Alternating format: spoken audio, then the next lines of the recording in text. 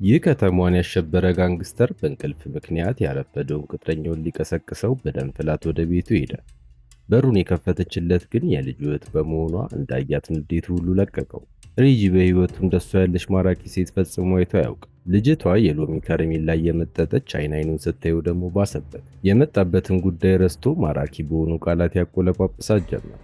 ከረሜላውን ካፏ ላይ ተቀብሎ ወደ አፉ እንደከተተው በጥርሶቹ ማድቀቅ ነበር የጀመረው። እሷም ከረሜላ እንደዚህ እንደማይበላና ለማጣጣም ከፈለገ ትዕግስት እንደሚያስፈልገው መከረችው። ሬጂ ግን ተቃረናት። ታግሶ የሚፈልገውን ያገኘ ሰው በዚህ ምድር ላይ የለም አላት። ልክ በዚያ ቅጽበት ታዲያ ወንድሟ በድንጋጤ ይቅርታ እየጠየቀ መውረድ ጀመረ። ልጅቷም ወንድሟ ምን አይነት ጥፋት አጥፍቶ እንደሆነ ጠየቀችው። እሱ ግን ይህንን መልካም አጋጣሚ በመጠቀም ነገ ምሽት ራት እንዲጋብዛት ከተስማማች የወንድሟን ጥፋት እንደሚምረው ቃል ገባ። እሷም ተስማማች። ሆኖም ለወንድሟ ስትል እንዳልሆነ አስረግጣ ነገረችው። ይህንን እየወሩ እናቷ በብስጭት ወጣች። በር ላይ ቆማ ከማታውቀው ሰው ጋር ለምን እንደምታወራ እየጠየቀች ትገስጻት ጀመር። ሆኖም ሬጂ ባስ ብሎ አፍ ውስጥ የነበረውን ከረሜላ አውጥቶ መለሰላት።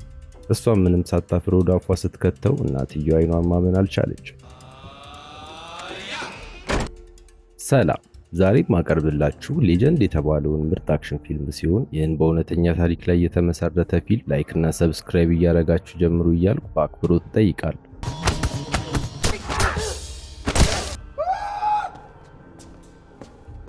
በ1960ዎቹ የምስራቅ ለንደን መንገዶች በጭጋግ በድህነትና በወንጀል ተወጥረው በነበረበት ወቅት የክሬ ወንድማማቾች የከተማውን የኮንትሮባንድና የወንጀል ዓለም ሙሉ በሙሉ ተቆጣጠሩ። እነዚህ ወንድማማቾች በማናለብኝነት ለዓመታት የጨለመውን ዓለም ሙሉ በሙሉ በቁጥጥራቸው ስር አውለዋል። አንደኛው ሬጂ ሲባል ምንም አውሬ ቢሆን በስሜቱ ሳይሆን በጭንቅላቱ ነው የሚመራው።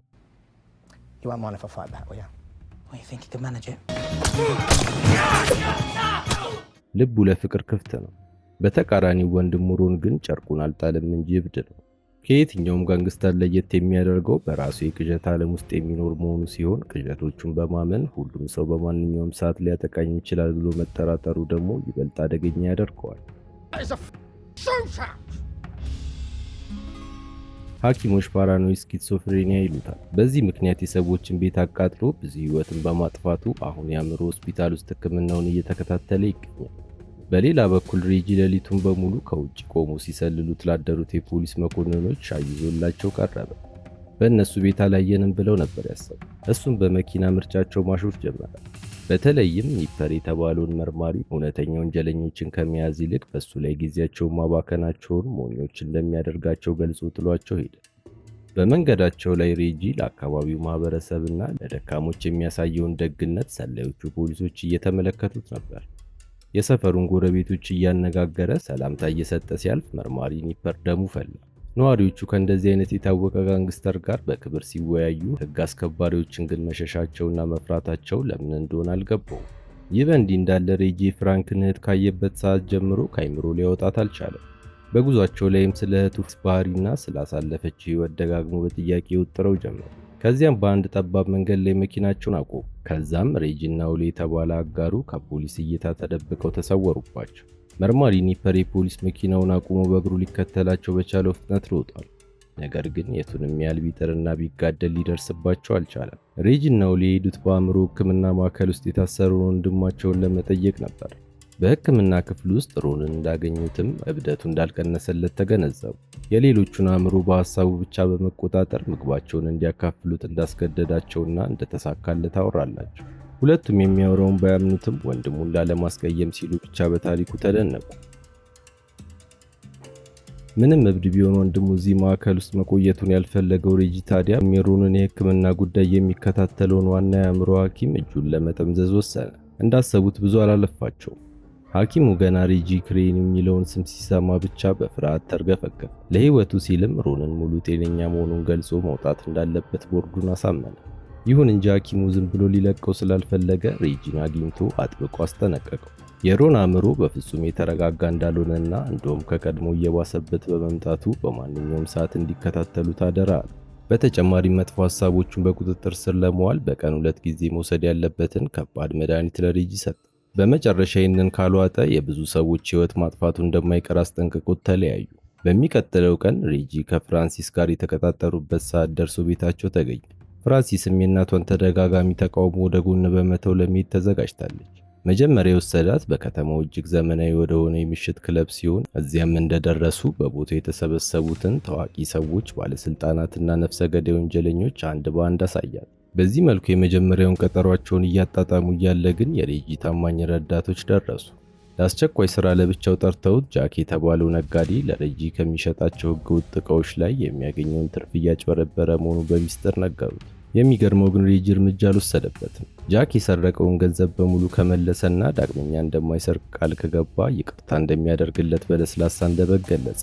እንዲያውም ፍርሃቱን ለማርገብ ከያዘው ሲጋራ አንዱን ጋብዞት ያረጋጋው ጀመር። ጃክ ታዲያ አገር ሰላም ብሎ ተረጋግቶ ሲጋራው እንደጨበጠ በቅጽበት አጥንት በሚሰብር ቡጤ ያጣመመው። ይህንን ድርጊት ከደገመ በገዛ እጆቹ እንደሚገለው ማስፈራራ። ከዚያ በኋላ ሬጂ ምንም እንዳልተፈጠረ ነበር ወደ ፍራንሲስ የተመለሰው። ወሬያቸውን እንደቀጠሉ ታዲያ ፍራንሲስ ወደ ገደለው ገባች። ይህን የወንጀልና የሽብር ህይወቱን በእውነት ይወደው እንደሆነ ጠየቀችው። እሱ ግን ሸመጠጠ።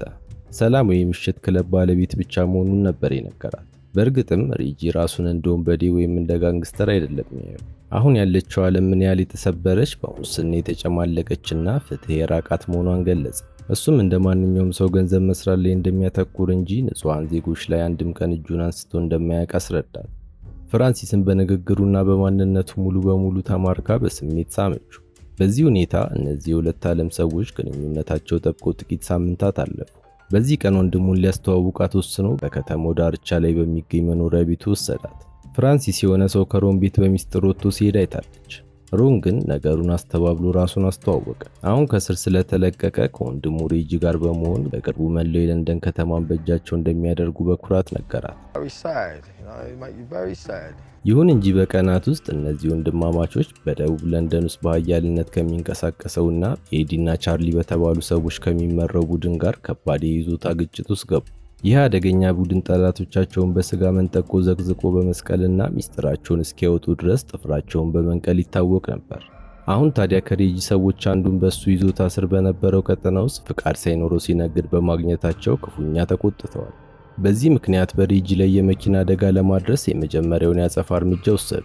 ሬጂም አልተመለሰላቸው።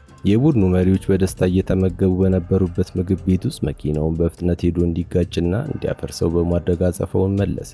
የነገሩ መባባስ ያሳሰባቸው የሪቻርድ ቤተሰቦች ታዲያ ወደ ጦርነት እንዳይገቡ በመፍራት የእርቅ ስምምነት እንዲያቀርብ ጆርጅ የተባለውን አባላቸውን ላኩ። ነገር ግን ጆርጅ ንቀት ነበረበት። በንግግሩ መሃል የሮንን የአእምሮ መታወክ በመግለጽ ሰደበው። ሮን ታዲያ ለዚህ ማን ብሎት?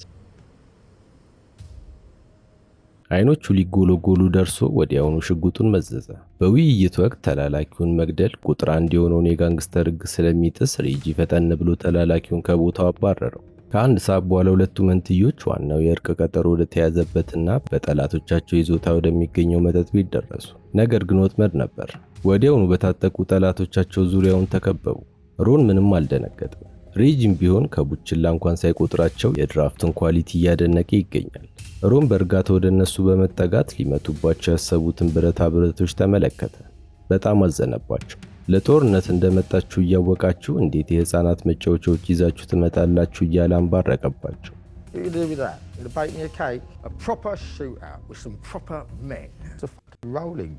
ከዛም እጆቹን የኮት ኪሶች ውስጥ በማስገባት በውስጡ አውቶማቲክ መሳሪያ ቅርጽ ያለው ነገር አነጣጠረባቸው።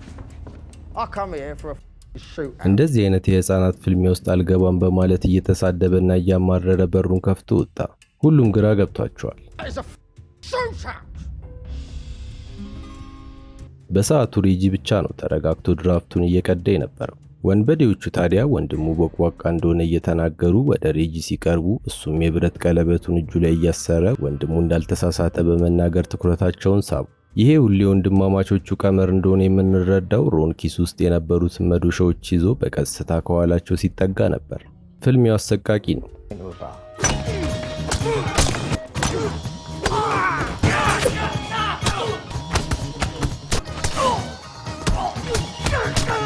ምንም እንኳን በቁጥር ቢበልጡም ወንድማማቾቹ እንደ ተራበ አውሬ በየተራ አጋደሟቸው።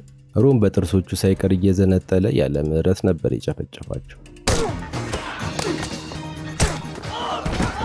በዚህ መልኩ ደጋግሞ መምታቱንና መቀጥቀጡን በቀጠለበት ቅጽበት ሬጂ ግን ምንም እንዳልተፈጠረ የተረፈችውን ቢራ በአንድ ትንፋሽ ጨለጠ። ከቀናት በኋላ ለወንድማማቾቹ ትልቅ የምስራች ዜማ ተሰማ። ታሪካዊው የዓለም ዋንጫ ፍጻሜ ጨዋታ በሚካሄድበት ዕለት የእንግሊዝ ፖሊሶች የጠላቶቻቸውን ቡድን ዋና መሸሸጊያ በድንገት ከበቡት። መሪያቸው ቻርሊንም እዚያው እጅ ከፍንጅ ይዘው በቁጥጥር ስር አዋሉት። ፍርድ ቤት እንደቀረበ በሰዎች ላይ በፈጸመው ከባድ የአካል ጉዳትና በማጭበርበር የዘረፋ ወንጀሎችም ተጨምረው 25 ዓመት ተፈረደበት። በዚህ መልኩ የሪቻርድሰን ቡድን ከለንደን ምድር ሙሉ በሙሉ ሲወገድ ለወንድማማቾቹ ትልቅ በር ከፈተ። በመላው የለንደን ከተማ ውስጥ አንዳችም የሚወዳደራቸው ኃይል አልተገኘም። እንዳሰቡት መላው ከተማ የራሳቸው ሆነ። ከዛች ቀን ጀምሮ በሚስጥር ለሚካሄዱት የኮንትሮባንድና የጥቁር ገበያ ንግዳቸው ህጋዊ ሽፋን ለመፍጠር ሌስሊ የተባለውን አንጋፋ ጠበቃ ቀጠሩ። ሌስሊ መጀመሪያ ሄደው በአካባቢው ወደሚታወቀው የቁማር ቤት ባለቤት ነበር። አስገዳጅ የሆኑ ህጋዊ ስልቶችንም በመጠቀም ንግዱን ለመንትዮቹ በግድ እንዲሸጥ አስገደደው። ሬጂ በሌስሊ አስደናቂ ጥበብና ስልት እጅግ ተደነቀ። በድርጅቱም ውስጥ ያለውን ትልቅ ቦታ በመግለጽ ትንፋሽ እስኪያጥረው ድረስ አሞገሰው። ነገር ግን ወንድሙ ሮን ደም ስሩ መገታተር ጀመረ።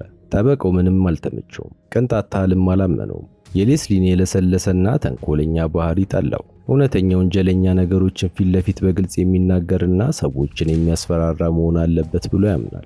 በተጨማሪም ሌስሊ ስለ ወንድማማቾቹ ሲያወራ እኛ እያለ መናገሩ ያንገበግበው ጀመር። ከጥቂት ጊዜ በኋላ ሌስሊ ሌላ የቢዝነስ ሐሳብ ይዞላቸው መጣ። በአሜሪካ ውስጥ የታወቀ አንድ የማፊያ ቡድን አብሯቸው ለመስራት ከፍተኛ ፍላጎት እንዳለው አሳወቃቸው።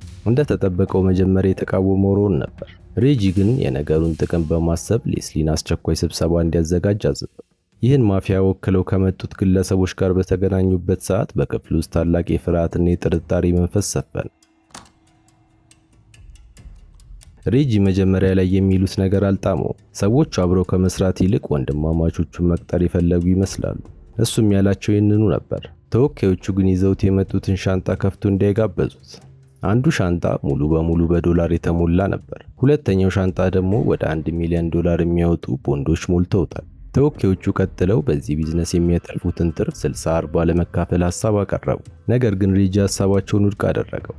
50-50 ካልሆነ አብሯቸው እንደማይሰራ በቁርጠኝነት አሳወቃቸው። 50-50 እነሱም እምቢ አላሉ። በደስታ ከተቀመጡበት በመነሳት የወይን ብርጭቋቸውን ብድግ አደረጉ። በዚህ መሃል ሮን እንደ ልማዱ ባልተገባና ባልተለመደ ሁኔታ ስለ ግል ሕይወቱና ስለ ፍቅረኞቹ ማውራት ጀመረ። ተወካዮቹ የሮን ሁኔታ ግራ አጋብቷቸዋል። ሁኔታው ደስ ባይላቸውም ቢዝነሱን ላለማጣት ሲሉ ሞቅ አድርገው ያበረታቱት ጀመር። ይህንን ያህል ሚስጥሩን በግልጽ በመናገሩ ደፋርና ጀግና ሰው ነው ብለው አሞገሱ። ቀናት እያለፉ ሲሄዱ የቁማር ቤቱ ዝናና ተወዳጅነት በዛው ልክ ጨመረ። ይህም የሬጂን ስም በከተማው ነዋሪዎች ዘንድ እንደ አንድ የተከበረ ስኬታማ ነጋዴ እንዲታይ ያደረገው። ምንም እንኳን ብዙ ህገወጥ የወንጀል ስራዎችን በሚስጥር ማካሄዱን ባያቆምም የቁማር ቤቱ ግን የታወቁ የዓለም ኮከቦችና ባለስልጣናትን ስቧል። በተመሳሳይ ሰዓት ሬጂ ከፍራንሲስ ጋር የነበረው የፍቅር ግንኙነት ተጠናክሮ ቀጥሏል። በአንጻሩ ግን ወንድሙ ሮን ከዕለት ወደ ዕለት የአእምሮ ጤናው እየተቃወሰና እብደቱ እየጨመረ ሄደ። በዚህ ቀን ደግሞ ብሶበት አንድ አህያ ሱፍ አልብሶ እየጎተተ ወደ ቁማር ቤት ውስጥ ሲገባ ሁሉም ግራ በመጋባት ተመለከቱት። ሐኪሙ የሰጠው መድኃኒት የሮንን የዕለት ተዕለት ባህሪ በጥቂቱ ለመቆጣጠር ቢረዳውም ከአእምሮ ህመሙ ግን ሊፈውሰው አልቻለም። ዓመቱ እየተጠናቀቀ ሲመጣ ታዲያ ሬጂ ቀደም ሲል ተፈርዶበት የነበረውን የእስራት ቅጣት ለመጨረስ ወደ ወህኒ ቤት እንዲመለስ ተገደደ። ወደ እስር ቤቱ ቅጥር ግቢ በገባበት የመጀመሪያ ቅጽበት ጠባቂዎቹና ፖሊሶች ያለምንም ምህረት በአሰቃቂ ሁኔታ ቀጠቀጡት። በቦታው የነበሩት ሌሎች እስረኞች የሱን መጎዳትና መደብደብ ሲመለከቱ በጩኸት ድጋፋቸውን መስጠት ጀመሩ። ነገር ግን ሬጂ ዱላውን መቋቋም አልቻለም። ወደ ጠባብ ክፍሉ እንደገባ ታዲያ በስቃይ በመጮህ ይቅር በሉኝ እያለ እንደ ሕፃን ልጅ ማልቀስ ጀመረ። ጠባቂውን በለቅሶ ኩራት እየተሰማው ታላቁ ሬጂ ለካ እንደዚህ ቦቅቧቃ ነህ እያለ ውሃ ይዞለት መጣ። በዛች ቅጽበት ቀደም ሲል ከኪሱ ውስጥ በሰረቀው ካቴና ጠባቂውን ስቦ ከብረቱ ጋር አሰረው። በመጨረሻም የገዛ ዱላውን ቀምቶ ራሱን አሳተው። ሌሎች እስረኞች ጠባቂው እንደ በግ ተሰቅሎ ሲመለከቱት የሬጂን ስም እየጠሩ ፈነጠዙ። ከጥቂት ቀናት በኋላ ፍራንሲስ በመንገድ ላይ እየሄደች ሮን አገኛት። ወንድሙ ሬጂን ጎብኝቶት መምጣቱ እንደሆነና ሰላምታና ፍቅሩን እንደላከላት ነገራት። ነገር ግን በዚህ አስከፊ ሁኔታ ውስጥ ሆኖ እንድታየው ስለማይፈልግ ወደ እስር ቤት እንዳትመጣ መከልከሉን ነገራት። ከሷ ጋር እንደተለያየ ከጠበቃው ከሌስሊ ጋር ነበር የተገናኘው። አዲስ ሊሰራ ላሰበው እቅዶቹ ማስፈጸም የሚሆን $500,000 እንዲሰጠው ጠየቀው። ሌስሊ በጭራሽ አለ። ሮም ሙሉ በሙሉ ትዕግስቱን አጥቶ በጠረጴዛው ላይ የነበሩትን የሥራ ሰነዶች በሙሉ መሬት ላይ ጣላቸው። እንደ ነጋዴ መኖሩ ሰልችቶታል። እንደ እውነተኛ ጋንግስተር የፈለገውን ነገር ሁሉ በጉልበት መውሰድ ነው የፈለገው።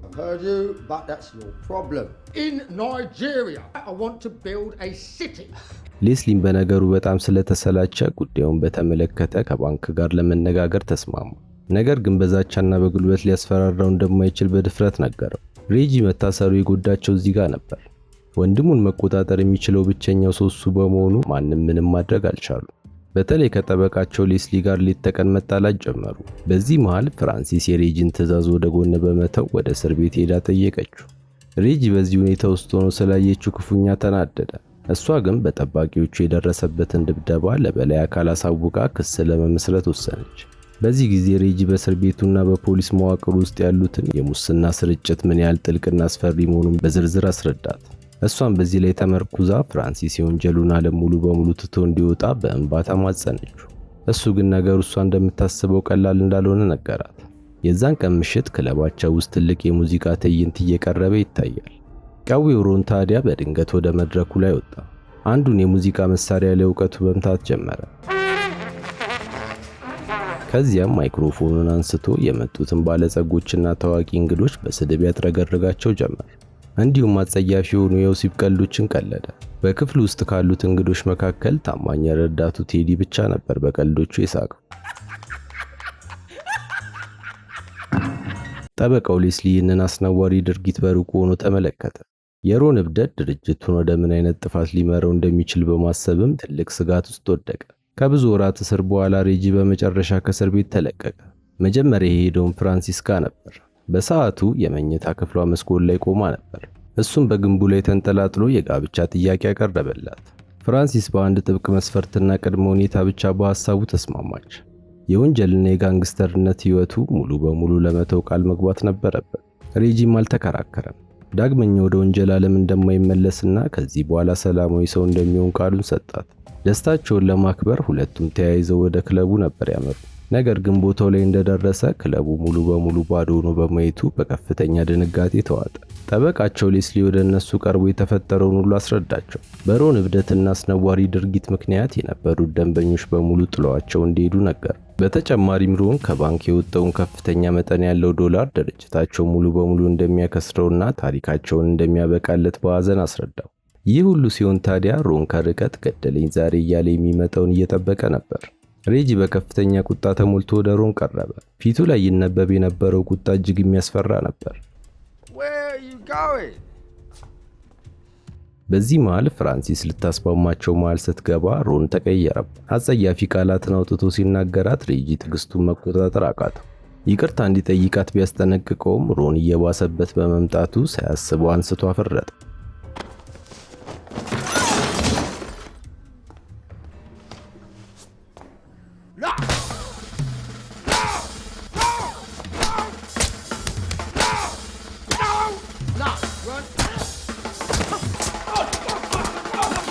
ሁለቱ ወንድማማቾች እጃቸው የገባውን ማንኛውንም መሳሪያ በመጠቀም ያለ ርህራሄ ተደባደቡ።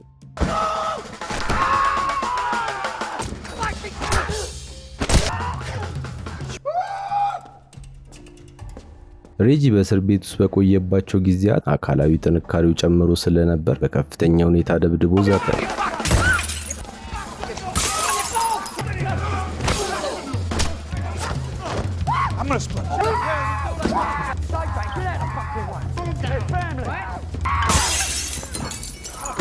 ፍራንሲስ ይህንን ሁሉ ዘግናኝ ትዕይንት ስታይ ቤቱን ጥላ ነበር የወጣችው። ሮን ግን ከድብድቡ በኋላ ስሜቱ ተሰብሯል። እያለቀሰ ካቀፈው በኋላ አንዳንድ ጊዜ የሚሰራውን እንደማያውቅና አእምሮውን መቆጣጠር እንደሚያቅተው እያነባ ተናዘዘ። የሚያምነውና የሚንከባከበው አንድ ወንድሙ እሱ ብቻ በመሆኑ እቺን ልጅ ከተዋወቅካት ቀን ጀምሮ ወንድሜን ከኔ ታርቀዋለች ብሎ ፈርቷል። እሱ አጠገቡ ከሌለ ሁሉም ነገር እንደሚዘበራረቅበት አስረድቶ ይቅርታ ጠየቀው። ሬጂም ወንድሙ ምንም ቢያጠፋ ስለማይጨክንበት ይቅር ብሎት ሰላም አወረዱ። በሚቀጥለው ቀን ጠዋት ፍራንሲስ እንደምንም ፈልጎ አገኛት። ሌላ አንድ የመጨረሻ እድል እንድትሰጠው ማሳመናት። በዚህ መሃል ግን መርማሪው ኒፐር ትኩረቱ ሙሉ በሙሉ ወደ ሮን አዙሮ ነበር። እያንዳንዱን እንቅስቃሴውን እየተከታተለ ተከታታይ ፎቶዎችን ሲያነሳው ነበር የዋለው። ሮን ደግሞ ስልጣን ካላቸው ታዋቂ ፖለቲከኞች ጋር ወዳጅነት መፍጠር ጀምሮ ስለነበር ከብዷቸዋል። እነዚህም ባለስልጣናት በቤቱ በሚዘጋጁ ታላላቅ ድግሶች ላይ እየጋበዘ ብዙ ህገወጥ ስራዎችን ይሰራል። ፖሊሶች እነዚህን ተደማጭነት ያላቸውን ከፍተኛ ባለስልጣኖች ወደዚህ ቅሌት ውስጥ ሳይጎትቱ ሮንን መያዝ ፈጽሞ አልቻሉ። ስለዚህም የፖሊስ የበላይ አመራሮች የተገኙትን ማስረጃዎች በጠቅላላ እንዲያጠፉና ነገሩ እንዲድበሰበስ አደረጉ። ይህ በእንዲህ እንዳለ ሬጂ አዲስና ንጹህ ምስል ለመገንባት በማሰብ በዌስት ኤንድ አካባቢ የሚገኝ ትልቅ የምሽት ክለብ ለፍራንሲስ አሳያት። ይህንን ቦታ ለመግዛት ወስኗል። የክለቡ ባለቤት መጀመሪያ ላይ ግማሽ ድርሻውን ብቻ ለመሸጥ ነበር ያሰበው። ሬጂም ቀሪ ድርሻውን በኋላ ላይ ለመግዛት አቀደ። ነገር ግን ሮን ከወንድሙ ጋር ያለው ትስስር ሰላማዊ ቢዝነሱን ድራሹን ያጠፋብኛል በሚል ከፍተኛ ፍርሃት ውስጥ ወደቀ። እንዳሰበው ከየትኛውም አይነት ህገወጥ ስራቸው ጋር ግንኙነት የሌለው ናይት ክለብ ሊገዛ እንደሆነ ሲያቅ ሮን በጭራሽ ሊቀበለው አልቻለም። ስለዚህም ባለቤቱን አስፈራርቶ ስምምነታቸውን እንዲያፈርስ ለማስገደድ ቴዲ የተባለውን ቅጥረኛውን ላከበት። ቴዲ መጠጥ ቤቱ ሙሉ በሙሉ አወደመው። በዚህ ምክንያት ከሬጂ ጋር የነበራቸው ስምምነት ሙሉ በሙሉ ተሰርዞ ድርጊቱን በቀጥታ ለፖሊስ አመለከተ። በሁለቱም መንትዮች ላይ የዝርፊያው ክስ ተመስርቶባቸው የፍርድ ቀናቸውን መጠባበቅ ጀመሩ። ፍራንሲስ ሬጂን ለመጠየቅ ወደ እስር ቤት በሄደችበት ጊዜ ከዚህ ክስ ሙሉ በሙሉ ነፃ ሆኖ ካልወጣ በስተቀር ፈጽሞ እንደማታገባው በግልጽ ነገረችው። ከጥቂት ቀናት በኋላ ታዲያ ነገሮች ተገለባበጡ። ሮን ከአንድ ከፍተኛ የመንግስት ባለስልጣን ጋር አብሮ የተነሳው ምስል በጋዜጣ ላይ ወጣ። መንግስት ይህንን ትልቅ ቅሌት በፍጥነት ለመሸፈን ሲል መንትዮቹ ከክሳቸው ወዲያውኑ ነፃ እንዲሆኑና ከእስር ቤት እንዲለቀቁ ትዕዛዝ ሰጠ። በዚያን ዕለት ምሽት እንዳቀደው ያንን ክለብ በጣም ቅናሽ በሆነ ዋጋ ገዛው። መርማሪው ኒፐር ጉዳዩን ለመመርመር ወደ ክለቡ በገባ ጊዜ ሬጂ በንቀት ተሳለቀበት። በፖለቲከኞች ጥበቃ ምክንያት አሁን ኒፐር ራሱ ለነሱ እንደሚሰራ ነግሮት አብሮት ፎቶ ተነሱ። ከዚያም በቀጥታ ለፖሊስ አዛዡ ላኩለት። አዛዡ ምስሉን ባየ ጊዜ ወዲያውኑ ምርመራውን እንዲያቆም ትዕዛዝ ሰጠ። ከዚህ ሁሉ ውጣ ውረድ በኋላ ሬጂና ፍራንሲስ በመጨረሻ የጋብቻ ስነ ስርዓታቸውን ለመፈጸም ተዘጋጁ። ነገር ግን የልጇን ሰርግ ያልደገፈችው እናቷ ልክ የለቅሶ ስነ ስርዓት ላይ የምትገኝ ይመስል ጥቁር ልብስ ለብሳ ነበር የመጣችው። ጋብቻው ከመፈጸሙ ጥቂት ሰዓታት በፊት ልጇን ከዚህ ውሳኔ እንድትመለስ ለአንዴና ለመጨረሻ ጊዜ ለመነቻት። ፍራንሲስ ግን የእናቷን ምክር ለመስማት ፈጽሞ አልፈቀደችም። የሰርጉ ድግስ ተጀምሮ ሁሉም በአንድነት እየዘመሩ በነበረበት ሰዓት እናቷ አፏ እየተንቀሳቀሰ ለመሆኑን የተረዳው ሮን ታዲያ አይኑን አፍጥጦ ወደሷ ቀረበ። በሁሉም እንግዶች ፊትም እንድትዘምር በመንገር አዋረዳት። ሬጂ ህይወቱ ሙሉ በሙሉ ለመለወጥና የተሻለ ሰው ለመሆን ቃል ቢገባም ቃሉን ለረጅም ጊዜ መጠበቅ አልቻለም። ትዳር ውስጥ በገቡ ሁለተኛ ሳምንት ላይ ወደ ቀድሞ ህገወጥና የጨለማ የወንጀል ስራው ተመለሰ። ይህ ስራው ከቤት ብዙ ጊዜ እንዲጠፋ አደረገው። እሷም ብዙ ምሽቶችን ብቻዋን ለማሳለፍ ተገደደች። ሰለቻት። ባሏ የወንበዴነት ህይወቱን ከልቡ እንደሚወደውና እንደሚያስደስተው በግልጽ ተረዳች።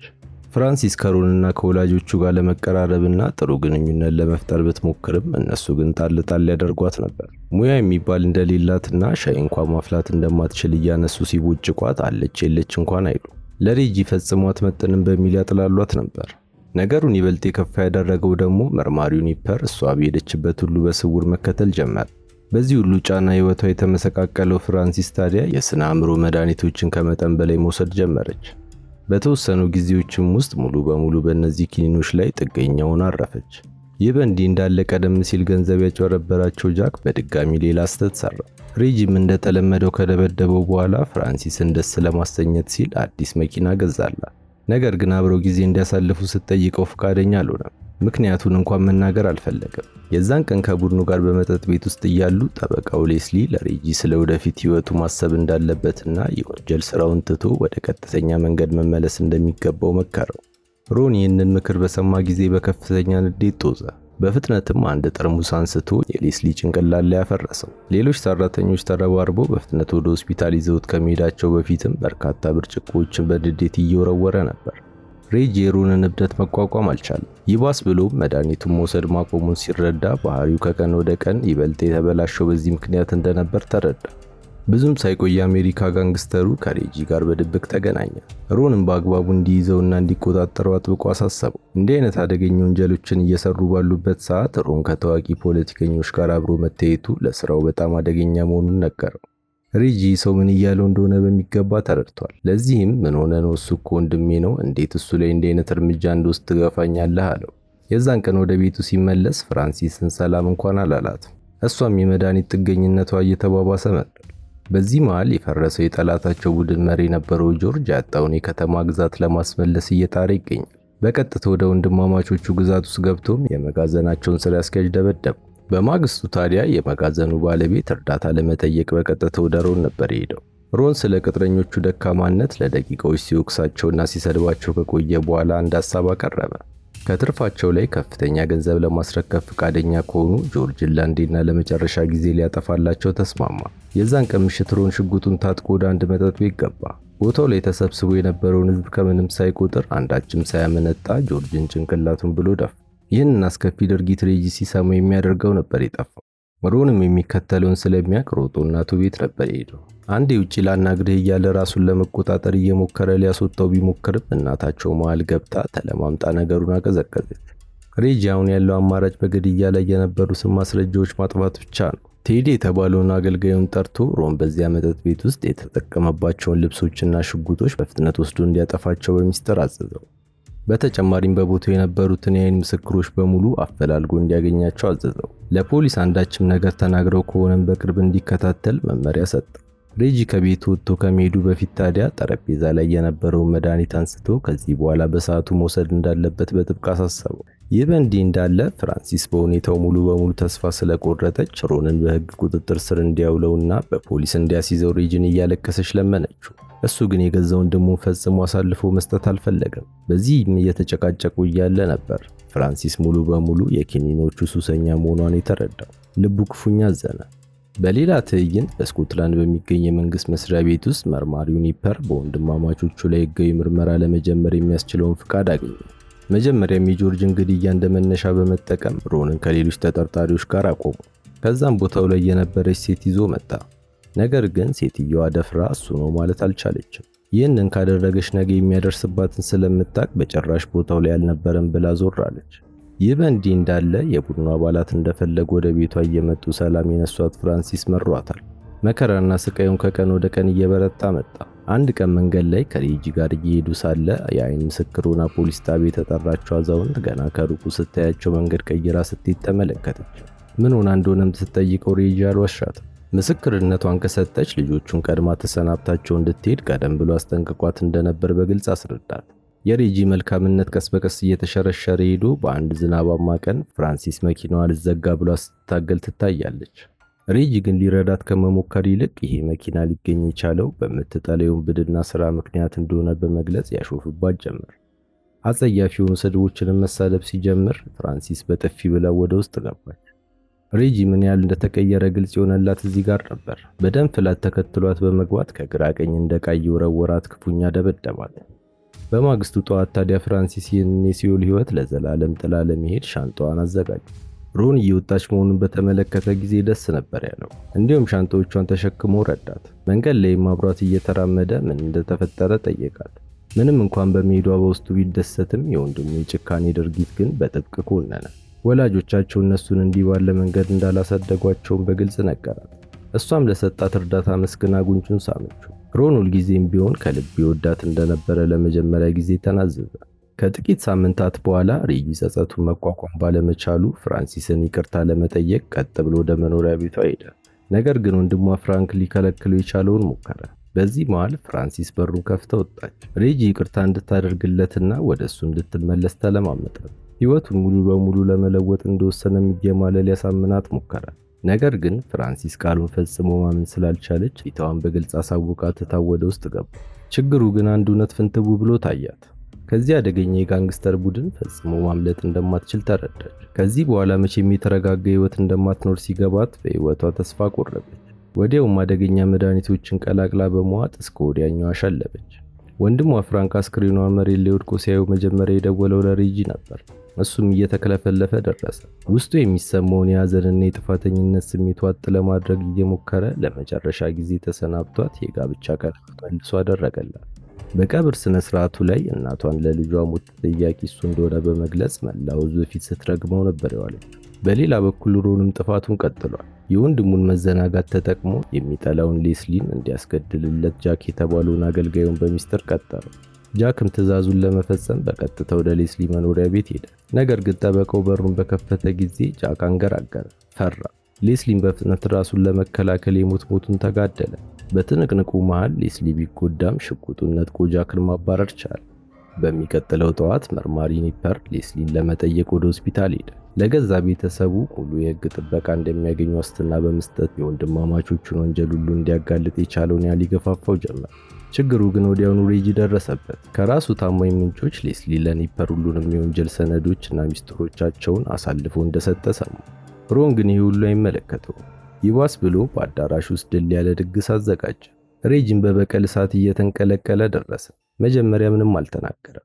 የተቀመጠበት ሆኖ ዝም ብሎ ወንድሙን ያየው ጀመር። ሮን አሪፍ ሙድ ላይ ነው። ምን እንደተፈጠረ እንዳለ እንኳን አያውቅም። ጃክን ፊት ለፊት እንዳገኘው ታዲያ ቁጣውን ሁሉ እሱ ላይ ያፈነዳው። ሙሉ ግዛታቸውንና ቢዝነሳቸውን ያጠፋው እሱ እንደሆነ በመግለጽ በከፍተኛ ሁኔታ ጮኸበት። ጃክ እርዳታ ፈልጎ ወደ ሮን ነበር ይዞረው። ሆኖም ሮን አይመለከተኝም በሚል አስተያየት ዝም ብሎ ያየው ጀመር። ጃክ መውጫ ቀዳዳ ሲያጣ ስለ ፍራንሲስ እያነሳ አላስፈላጊ ምክንያቶችን መስጠት ነበር የጀመረው። ሬጂም ይህንን ሲሰማ ወዲያውኑ ሽጉጡን መዞ ወንድ ከሆነ ስሟን ድጋሚ እንዲጠራ ጠየቀው። ጃክም ያለ ፍርሃት ደገመለት።